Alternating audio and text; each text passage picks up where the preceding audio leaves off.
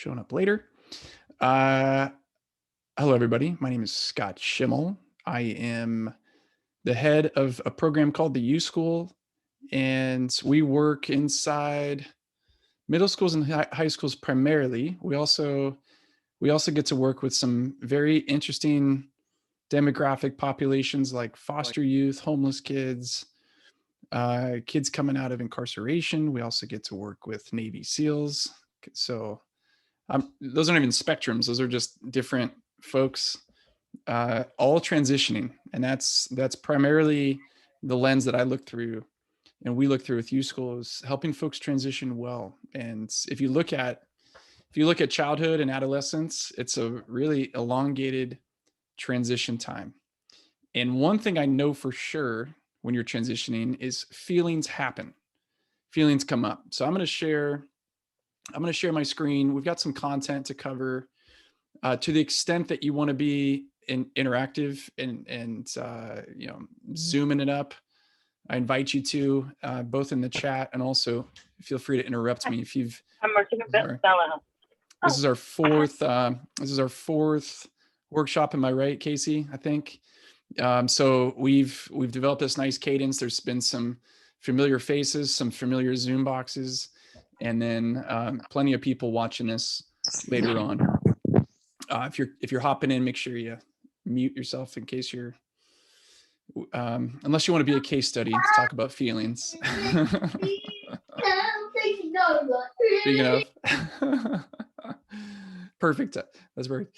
So Casey and I were just chatting right before we started, and I'll finish the story that I started. But if you remember back a year ago and change, when everything shut down, when we were really locked down, remember that term sheltering in place, and with three kids in our house, man, I'm sure like you, sheltering in place was not the favorite flavor in 31 flavors.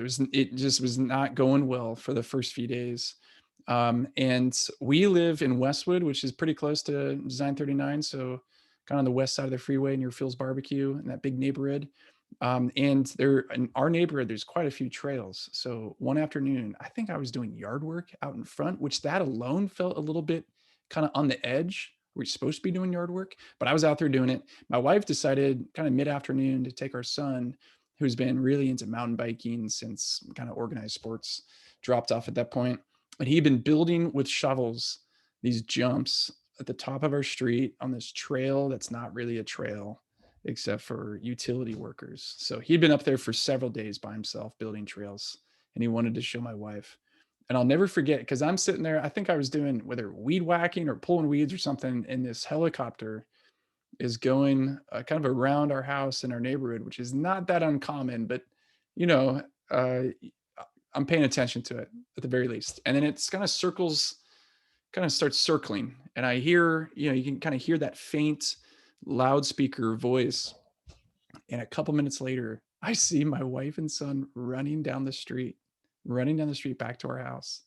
Somebody had called the cops and told them that there were these two people on a trail during shelter in place. And so they released the police helicopter, and they were circling my wife and son saying, "Ma'am, son, go inside. You're violating the shelter in place." So feelings, we're talking about feelings tonight. And that's like obviously an extreme, bizarre example. But and don't raise your hands because most of you are off camera, but how many of you have some feelings in your homes? If you're anything like our house, 3 kids, 2 in middle school, which means 2 teenagers.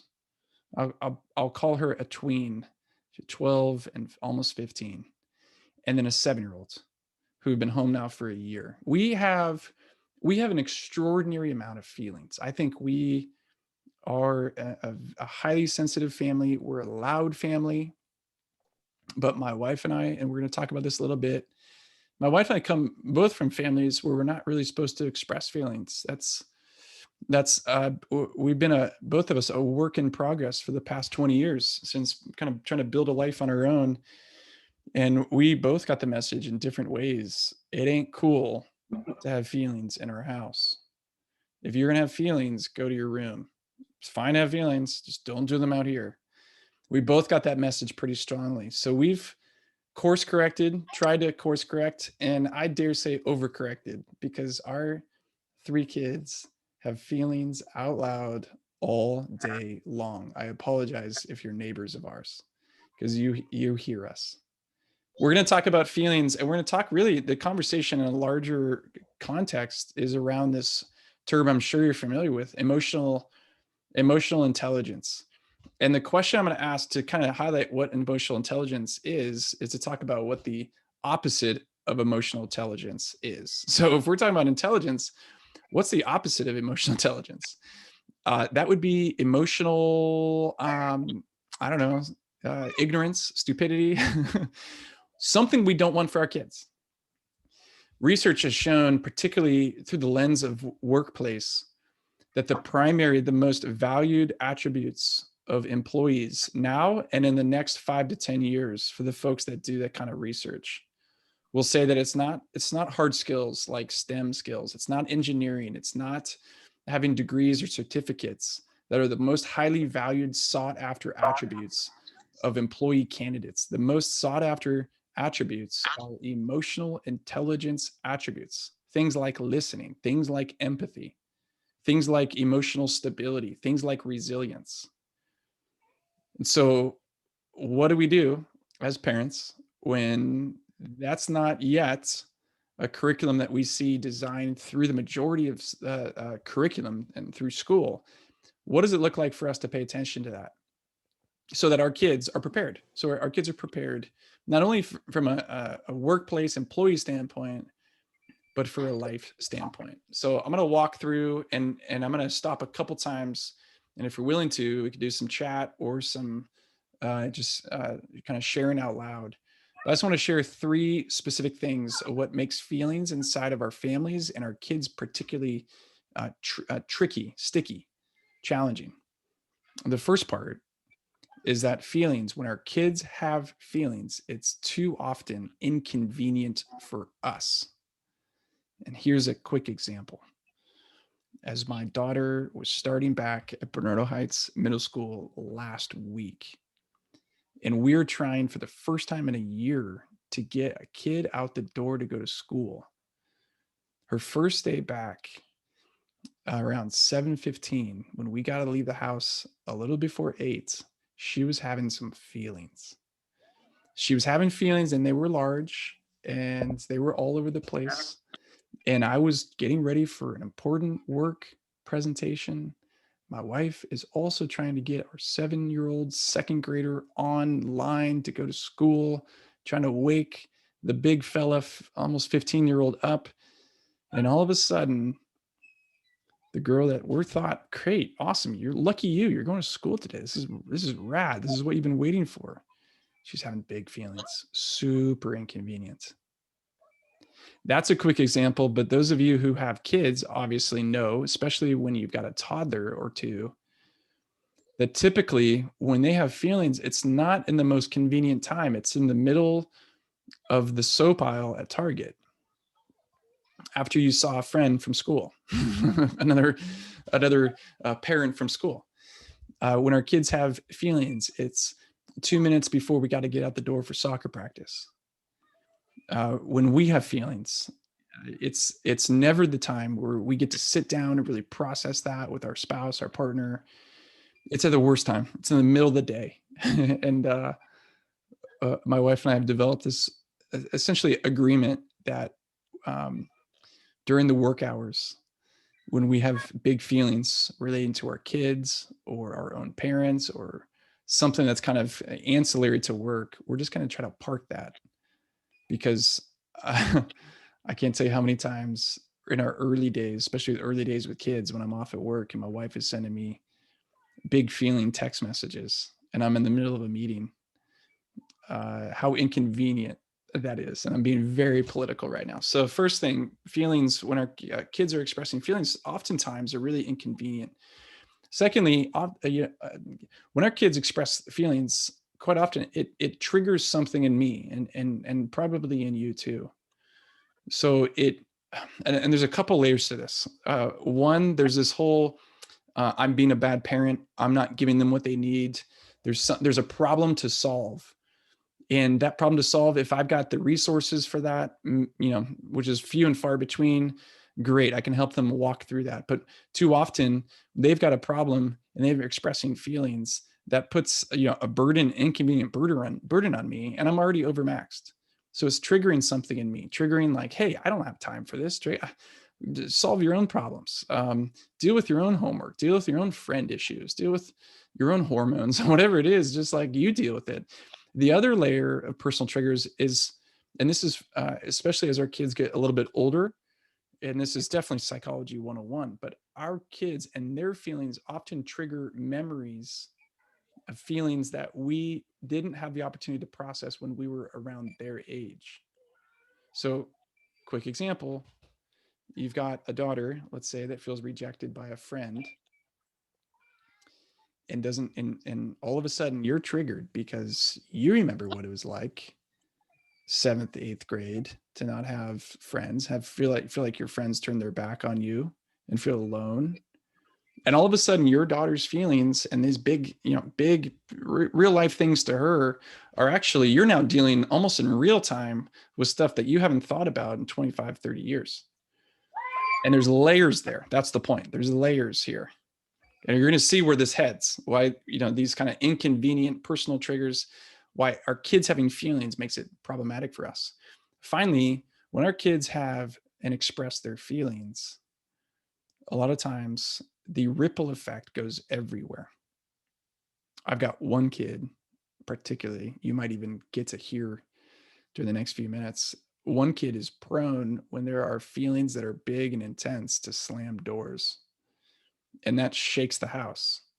And imagine 3 kids on Zoom and one person trying to run a business and slamming a door. All of a sudden, those big feelings have literally a shaking effect on us. But this, the kid that's having a meltdown in the car, in the minivan, you're trying to get out for church, or you're trying to get over to your to the barbecue or to practice on time, it has a ripple effect. And the temptation for all 3 of these feelings of our kids are being inconvenient. Feelings from our kids trigger our own stuff that's been unresolved. Feelings that have a ripple effect on everyone. The temptation is always to shut those things down. And in the worst version of me as a parent, it's don't feel anything. We don't have time for this right now. And if you do, deal with it on your own time, in your own way. Don't bother me with them. I've got enough problems. That's the worst version of me as a parent. And that comes out more often than I'm willing or ashamed to admit. Layering onto that would be our own family experience, like I mentioned, for my wife and I, coming from family situations where we weren't encouraged. And there's also generations there. There's also cultures here. There's complexities of what feelings are allowed and safe and okay to share it, and what feelings aren't. But overall, this is one of the kind of research says one of the biggest issues that kids face when being raised up is parents who their knee-jerk reaction is to shut down their feelings, go underground with them. They get the message, whether it's deliberate and explicit, like, hey, stop that. Go to your room. If you're going to act that way, get out of here. I don't want to see you like that. Or it's more kind of understated. And it's kids who never see their parents express feelings. So you get the message over time. We don't do that here. It's not okay for me to act like that here. It's not supported. It's not encouraged.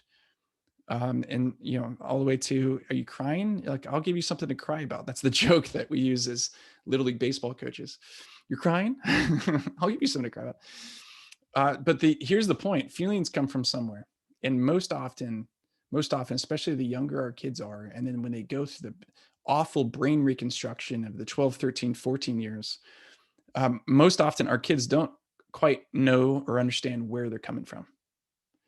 But feelings, emotions are primarily felt in a physical body way to kids and to you and I. And the more adept that we become at shutting down our feelings, the more you and I would probably say, I don't feel feelings. I intellectually know there are feelings here, because I can see some indication, I can see some symptoms of them, but I don't feel anything. I remember coming out of college, I had a mentor, a guy that I was going to go work for, and he was a supervisor for me. My parents were going through this divorce after 30 years, and it was really disrupting for me. And it's kind of sent me into this depression. I remember this key conversation that I had with this older mentor, a guy named Chris. And one day we sat down at a coffee shop, and he said, "Hey, how are you feeling about, what your parents are going through? How are you feeling about your family?" And I kind of said, I think the truth, like, I mean, I'll tell you what's going on. I'll tell you what the kind of the facts are. But in terms of feeling anything there, I don't know. I feel kind of neutral about it. I feel kind of like whatever. It's whatever. It's kind of a phrase I would use. And he looked at me, he goes, "Let me just ask you a question. When you think about feelings, what are different feelings that you have in a given day or week or month? What are like, if you were to list them out?" And I was like, huh, I've never really thought about that. But, I feel happy sometimes. I think I could feel sad a little bit. Sometimes I feel frustrated. And I was like, is hungry a feeling? Like, is that, because that's about it. It's this really short, small range of feelings. And he just was looking at me like, are you kidding me? So not able to understand that there was stuff happening. Our kids, particularly, feelings come up. Think of toddlers. Feelings come up. Feelings of frustration. Feelings of I wish I could do it, but I can't. Feelings of like I'm feeling behind on things. I'm feeling like people are looking at me, and it comes from somewhere, and it comes out in a different place. And the older our kids get, especially if we don't know how to intervene appropriately, our feelings that come from somewhere will go somewhere, but it won't go somewhere productive, and it'll get stuck. And that's the problem. That's primarily from a psychological standpoint, the problem, that our feelings come from somewhere, but they go nowhere except internally. And if we don't teach our kids to identify what they are and express them in healthy ways, they will remain stuck and continue to have some sort of eroding effect internally until they come out in unhelpful ways. And I'm sure you've got a list of people that you could think of that had some sort of crisis in their 30s or 40s or 50s. And it was a result of not dealing with things for years and years, having feelings coming from somewhere, but having nowhere to take them until the cork just kind of burst open and they made choices that were really destructive. I'm a product of that for my family. So here's what we're going to dig into in terms of content and some tips and tools. And I realize this is super so far heavy on content, and there might be a couple times here you want to take a screenshot, or you can email me afterwards and I'll send you these slides. But the first thing, what can we do? How do we, there's so many different angles for this, for why this is important. Our kids particularly, I'm sure yours like mine have had quite a few feelings over the last year and change. And they've been uniquely from somewhere, uniquely from feeling trapped, feeling out of control, feeling out of rhythm, feeling isolated. What I keep remembering, though, is our kids in school, if they had been going to school for the last 12, 13 months and without the pandemic, without the shutdown, without masks, without social distancing, they would have had just a different set of feelings. They would have had a different set of stresses, different set of experiences. And it wouldn't have been necessarily easier, just would have been different. Going to school is actually difficult for kids. It's stressful. It's triggering. It sparks insecurity. It sparks questions around your own intelligence, your own place, and especially for teenagers, 12, 13, 14, you start asking really big questions like, who am I? Do I have value? Am I accepted? Does anybody like me? Those are huge, huge questions. And so some of those have actually been sort of removed from our kids and replaced with other ones. But the most helpful thing that we can do I'm thinking of, you should see our library of parenting books, is build for your kids and with your kids vocabulary, emotional literacy, the ability to have and put language to the feelings that you're having.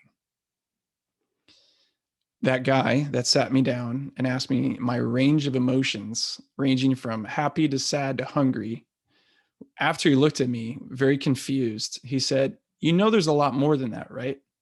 And I was like, what do you mean? And he started to list off other words that I had heard of before, but other ways to describe and put language to experiences that we have on the inside. And maybe you've seen this before, the kind of the smiley face chart. If anyone's ever gone to one session of therapy, you've probably seen the smiley face chart. And it's the old kind of smiley faces, but it has the little word below it with different words.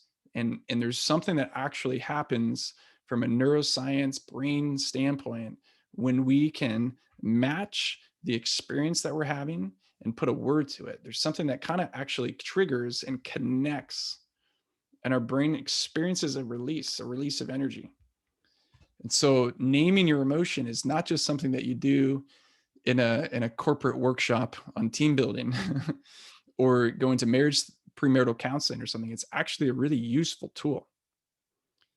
And so thinking about how do we do that for our kids? Well, here's a pretty simple chart ripping off, I can't remember who this is ripped off from, but it's ripped off from someone. This is not from me. A way to process in a conversation with our kids, to put language and put words to the way that you're feeling. And what you see on the left-hand side is kind of 3 layers of intensity, because we experience feelings and emotions and layers of intensity, some extremely high, some, kind of low and mild grade. And then there's on the top 5, if you kind of go across in the columns, you'll see different, there's kind of like the big buckets of feelings: happy, sad, angry, afraid, or ashamed. These are big 5 feelings, kind of source feelings. And from low to high, you get to see these different words. And what's actually really helpful is when our kids are struggling, which of course they are, they haven't learned this yet. This is something you have to learn. We're struggling to describe what they're going through, to describe what's going on the inside, to actually have a word, or the younger they are, the more helpful it is to show a face, those smiley faces, where you can find, you just Google emotional smiley face chart, and you'll see thousands of them. For a kid to be able to kind of point and say, oh, yeah. I'm not afraid. I am intimidated to go to practice because I feel like I'm the one who doesn't know what they're doing. Oh, that's helpful. That's helpful because you seem angry when you're putting on your cleats and your shin guards. But what's actually happening is you're intimidated. Oh, well, that's a different issue. That's number one. That makes so much sense. So validating and naming things are really helpful. Or I'm not feeling sad. I'm actually to the point of feeling hopeless. So do you see how a kid who says, this is a bummer, to I'm miserable, those are different words. There's different intensity to that. And the kid who says, yeah, it's a bummer that I can't see my friends as often as I want, that's different than seeing and hearing a kid say, I am absolutely miserable that I'm alone. Those are different degrees. Those are different layers of problems. So not only is it helpful for us to kind of decode as parents, but it's also helpful for a kid to understand themselves. What happens when kids have the opportunity to name their emotions is that they become almost third parties looking back at their emotions, which is helpful because a lot of times, especially when kids are more prone to being highly emotional, it can feel like emotions take over. They're in charge. They're in control. But there's something about being able to observe and talk through and name and put words and phrases to the experience that our kids are having. For them, it actually gives them a sense of agency, a sense of control. It's something to look at. It's something to observe. That's interesting. I'm feeling actually kind of, I'm feeling worthless right now. Okay, let's talk about that. That's something we can talk about. The way you're feeling and you're overwhelmed, you're not sure what to do with, you just want to be alone. I'm not sure what I can, we don't exactly know what to do with that. So giving your kids emotional vocabulary, huge. Another part of all this is giving our kids safety and space and guidance to identify what they're going through. Here's really good news. Daniel Gottman, who's kind of the grandfather of what we would call emotional intelligence, kind of the original researcher, the one who coined that label. He recognized that so many parents don't do this well. And there's so many of us, if we had the time and the chance to share this, we would say, man, I don't give my kids safety to to share their feelings. It's inconvenient. It's I don't have time for it. It's triggering me. And how many of us, I'm sure, even today, have kind of like snapped at our kids or yelled at our kids or let our kids know, like, hey, just grow up or stop feeling that way here. Quit your crying. But the good here's the good news, the hopeful news that Daniel Gottman did of research over decades was if we get it right 2 out of 5 times. In other words, if 2 out of 5 times when our kids are going through kind of more intense emotions and they have an experience around us where we're like, we're interested and curious of what they're going through, and maybe we affirm and validate, oh, that makes sense, you're feeling that way. If we get it right 2 out of 5 times from a psychological damage standpoint, it almost goes down to zero. They become actually really healthy people. So in other words, it's kind of license to blow it a little bit and be like, look, I don't have time for this right now, but I'll get you later. I'll get you tonight. We can talk when we're tucking you in, and if you've still got some issues, we can deal with it then. So it gives me a little bit of hope. But what we try to do with our kids is provide the space and the safety that's okay for you to share this. It makes sense that you feel this way. Tell me about what you're going through.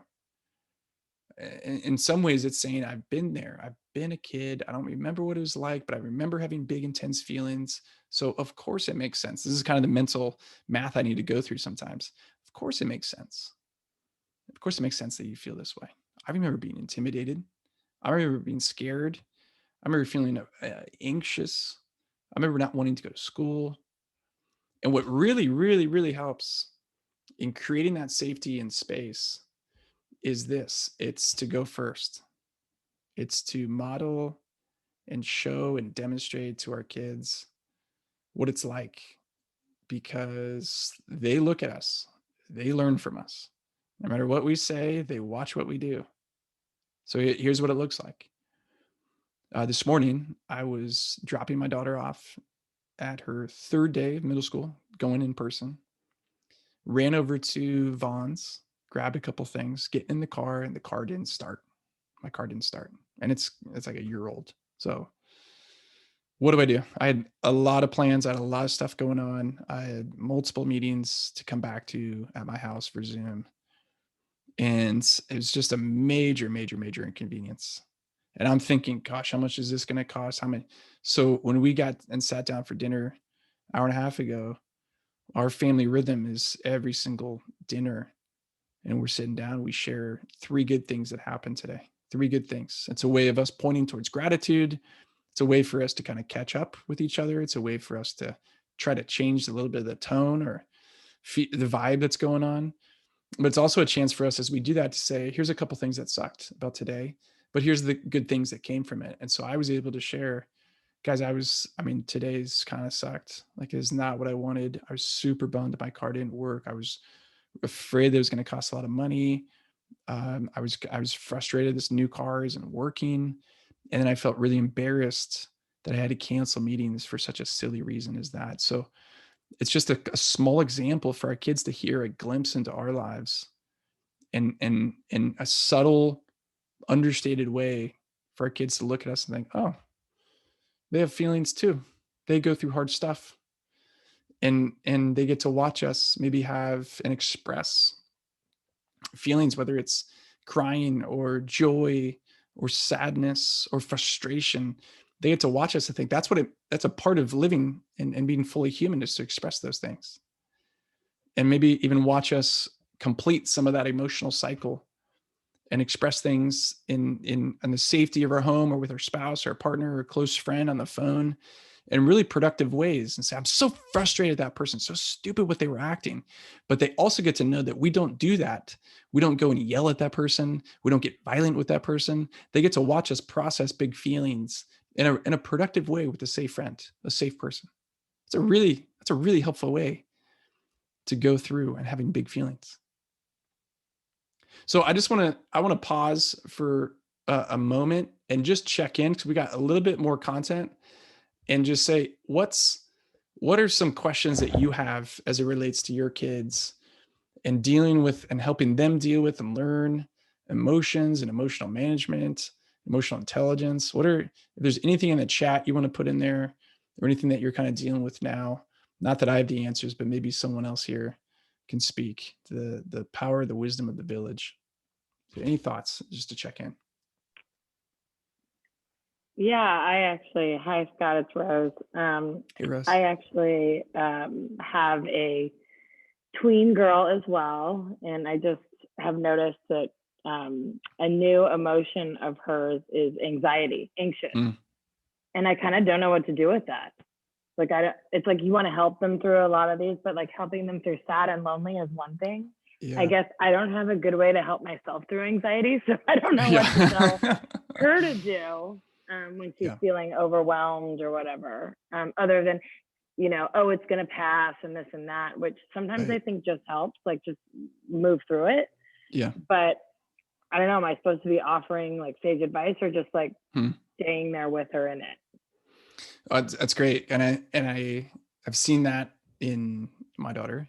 And I can also recently remember that I felt that way at that same age. I remember skipping school and pretending that I had headaches and just being so anxious to go to school. It wasn't like a part of my memory. But I remembered it recently watching my daughter. I'm like, huh, that's familiar. Anxiety, from my experience and for what I've learned from smarter folks than me, is it's a kind of a unique emotion because it's the most bodily felt emotion, more so than happiness, more so. I mean, and like I said in the beginning, feelings are felt. That's why they're called feelings. You feel them. You can feel joy. It's like almost like bubbles, or kids would describe it in different ways. You can feel fear. It's like, and people would describe like in your pit of your stomach, or but anxiety is kind of like, it can be overwhelming. You can feel your fingers tingle. I remember being in drama class and I remember my face was like twitching in front of people as I was doing like an improv. So anxiety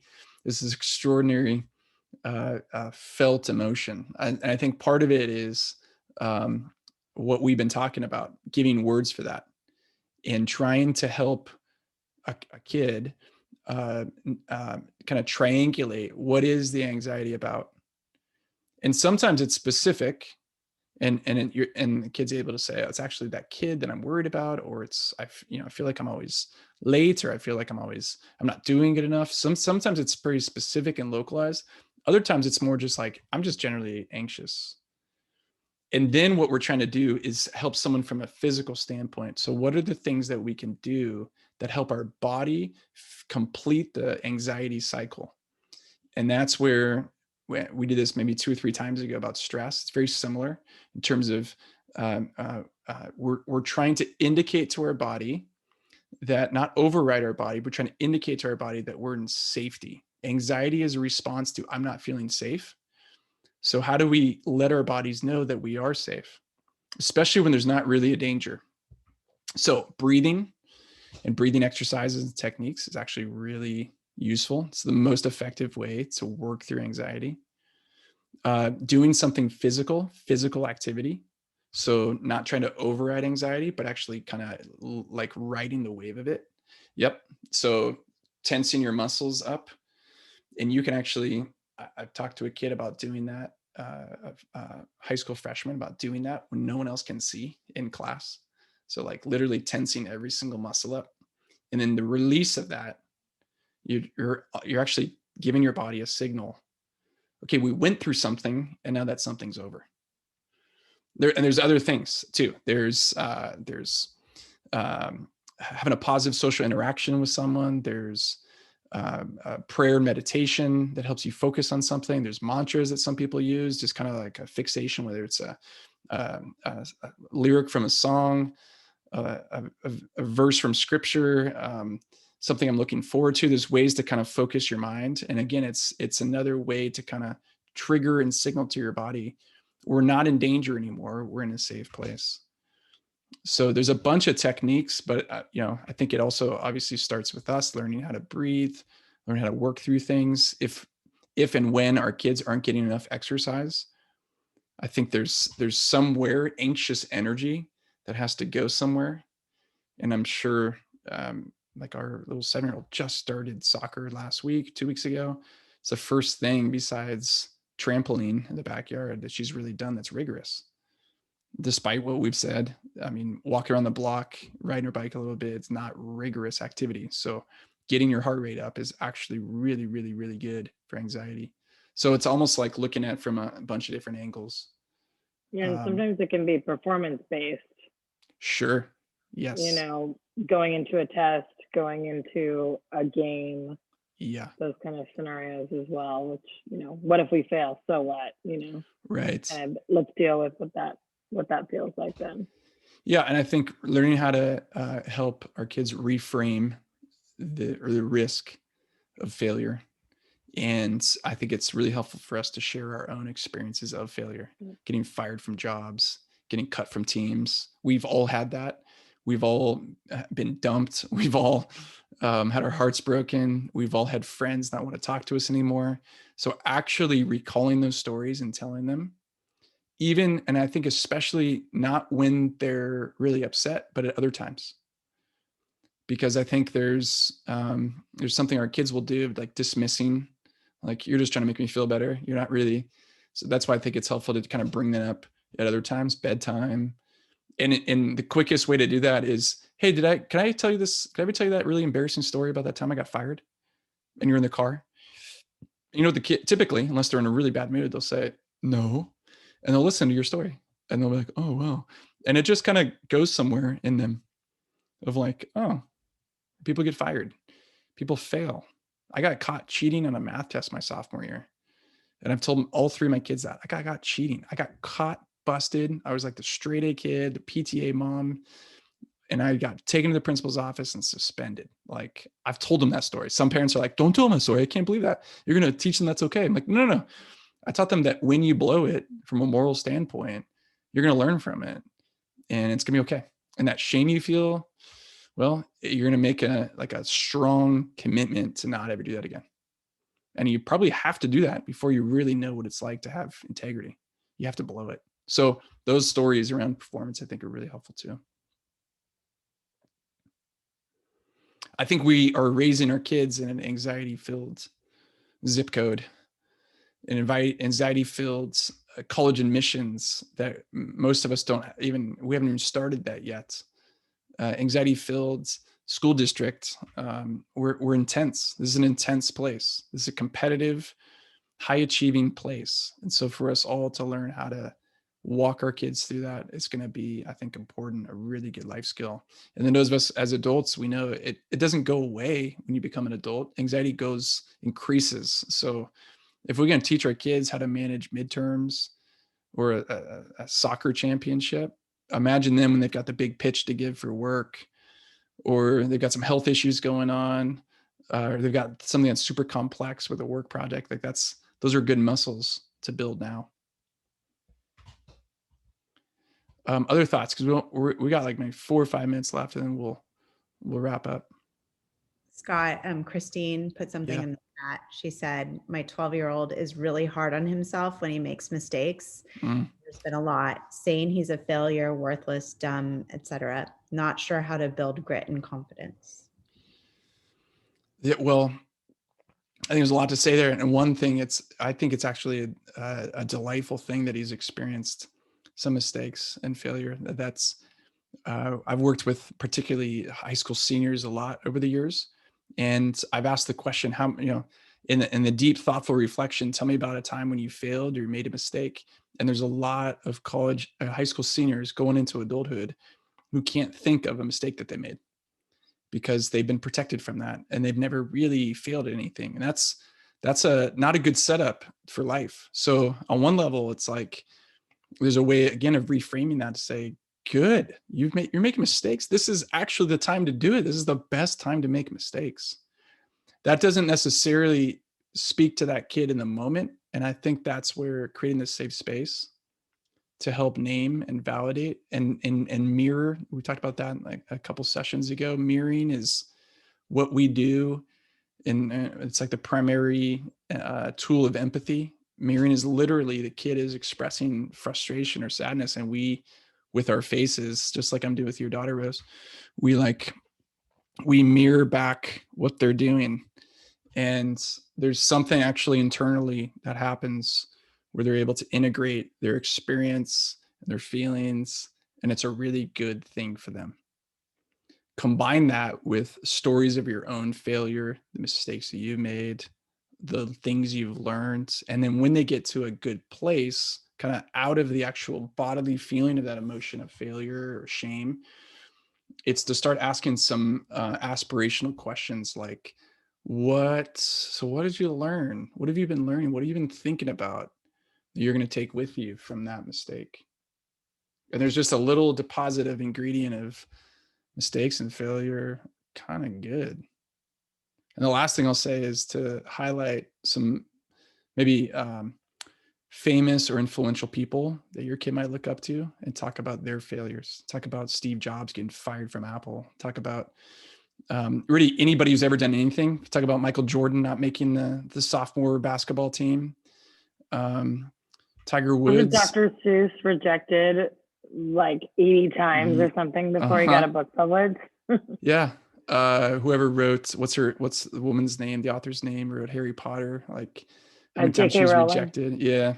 Rejected from being published. So looking at like all of that, and I think that's a lifetime of lessons to give, sharing stories from your own family, your heritage of, what Uncle Joe did before he did what he's doing.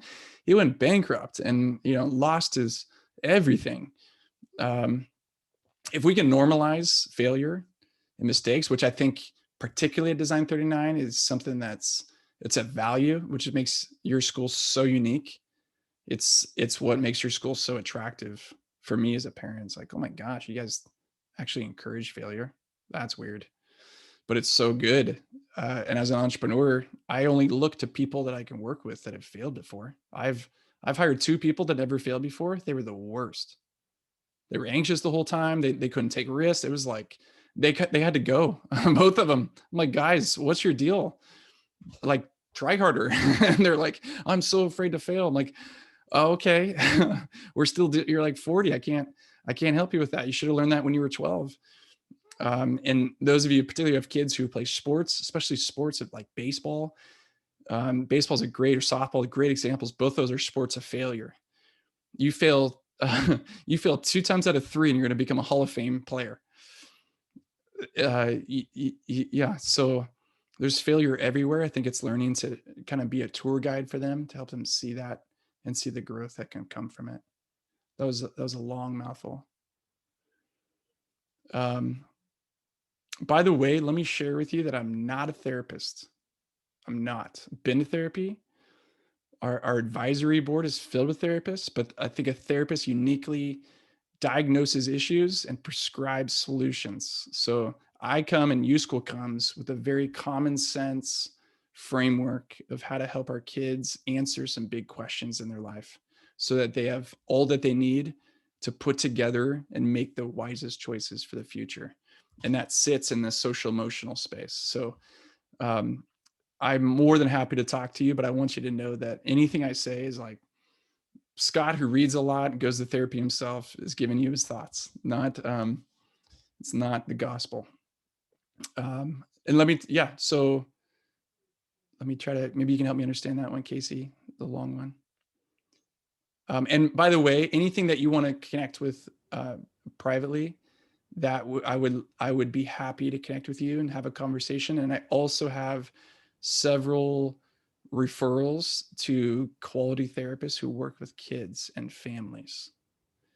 And there's a lot of therapists and not all are quality. The ones that do great work are ones where I've sent multiple families to them and families come back and say, man, that was transformational. That was a difference maker for us. So my email is very easy, scott@theuschool.com.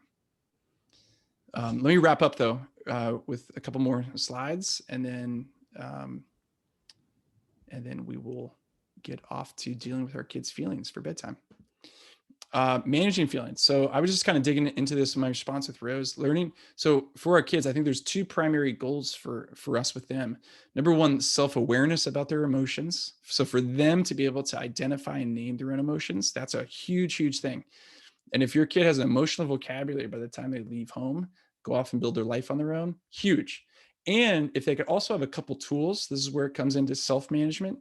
So knowing how I'm feeling, like what I'm feeling, and then what to do in response to what I'm feeling. And there's a whole host of things that we can do in response to our feelings that's not helpful, not productive, i.e., particularly screens or anything that numbs you, that makes you not feel as much. So, alcohol, working hard, honestly, is one of the kind of, I don't know how to say that. It's like one of the most elevated, um, aspirational. It's good, right? Just to work harder when you're feeling anxious. Maybe, except that you just continue to trigger your own anxiety. And I'm thinking of one of my best friends who was the valedictorian at USD, who 4.0 from the time he was in kindergarten to the time he graduated college and then into an MBA program. If you knew him, you would know how insanely driven he was by anxiety and fear of failure, and what a burden it was to be the valedictorian.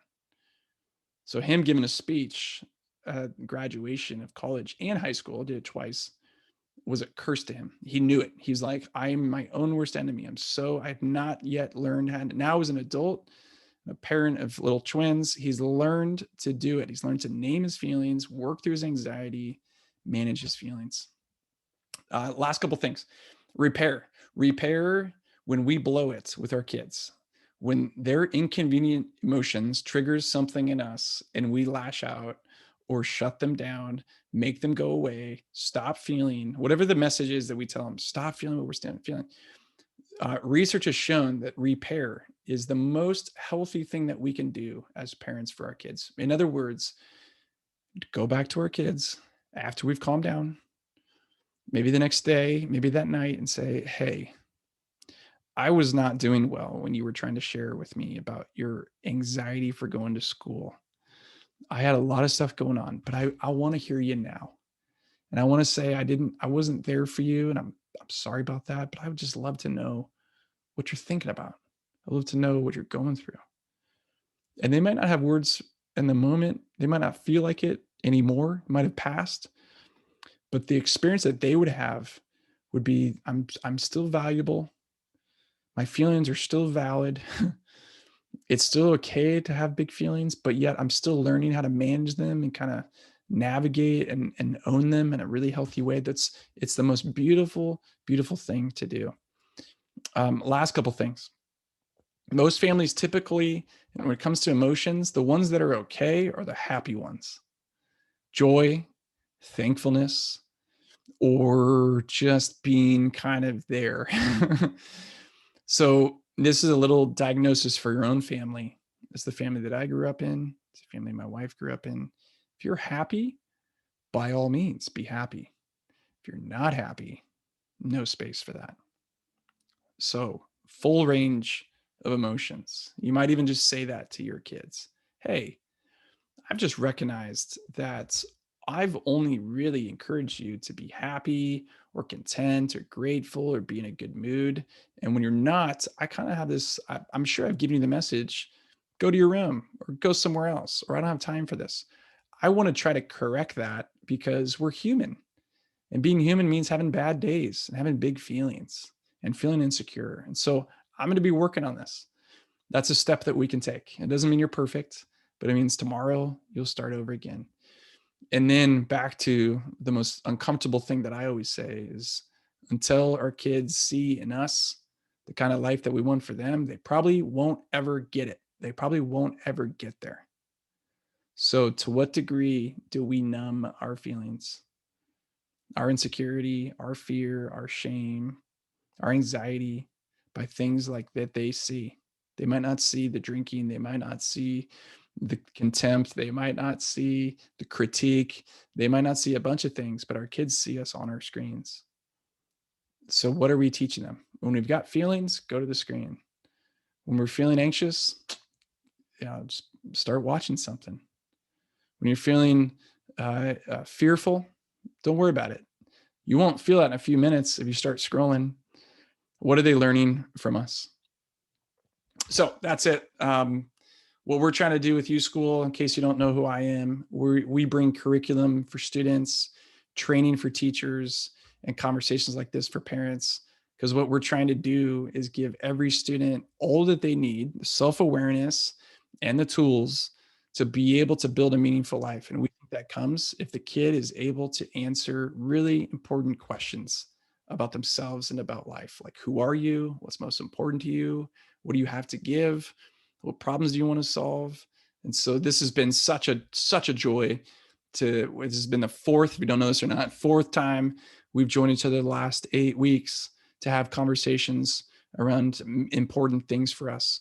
And if you would like, we send out twice a week short videos, free, just send out to parents really short videos and topics like this, kind of a thought, something from research, and something you can do with your kids in terms of a conversation or an exercise. So there's the website to sign up. I'll put it in the chat too. And I'll give a space if you want to hop off. See ya. If you got a couple of questions or want to talk, by all means, I'll stick around for a few minutes. But I want to say thank you to Casey for setting this up, and thanks for you for attending. Yeah, thank you, Scott. This has been a really valuable series, and we appreciate all your hard work. Thank you.